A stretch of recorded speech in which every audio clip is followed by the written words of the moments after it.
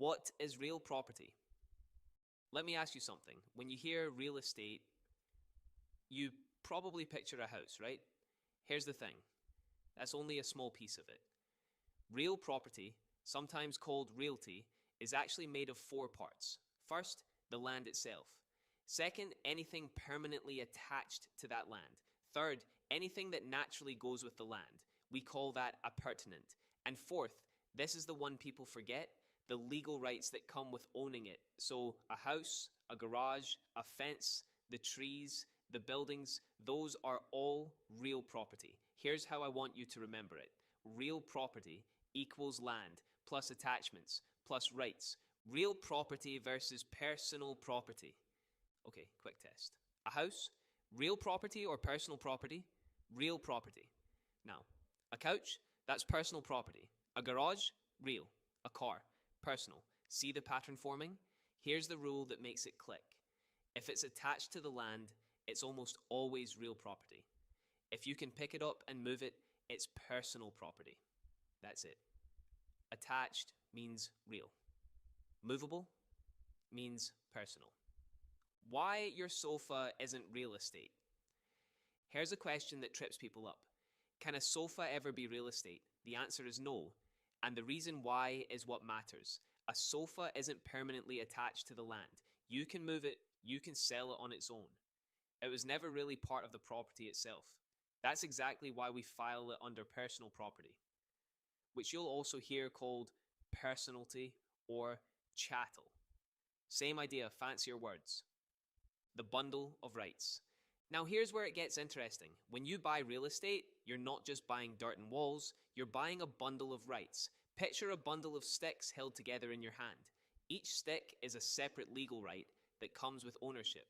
And here's the powerful part. Those sticks can stay bundled together, or you can hand individual sticks to other people. That flexibility, that's the whole secret to how property works. Over the next few shorts, I'll walk you through each stick one at a time. The right to possess. The first stick in the bundle is the right to possess. This is the foundation. Everything else sits on top of it. It simply means the property is legally yours. You have the right to occupy it, to hold it, to call it your own. And I want you to really sit with this one, because here's the truth. No possession means no ownership. The right to use. The second stick is the right to use. Once it's yours, you get to use it in any lawful way you choose. You can live in it, you can farm it, you can build on it, you can even run a business out of it, as long as your local laws allow it. And that's the key word here, lawful. Your rights are wide, but they live inside the law. The right to enjoy. The third stick has a beautiful name, the right to enjoy. You'll also hear it called quiet enjoyment, and it means exactly what it sounds like. You have the right to enjoy your property peacefully, without someone unreasonably interfering. Because owning a property was never just about having it, it's about getting to actually enjoy what you own. The right to encumber. The next stick sounds intimidating, the right to encumber. But stay with me, because it's simple. To encumber just means to use your property as security for a debt. So when you take out a mortgage, that's encumbering. When a lien gets placed on the property, same thing. In plain English, your property becomes the collateral that backs the loan. Right to dispose by will. This is the right that reaches beyond your lifetime. It answers a big question. What happens to your property after you're gone? And the answer is simple. You get to decide. You can pass it on to your heirs. You can choose exactly who receives it. And that decision gets carried out through a document we call a will. Right to sell. This one has a formal name, alienation, but don't let the word scare you. It simply means your right to transfer ownership to someone else. You can sell the property, you can gift it, you can donate it.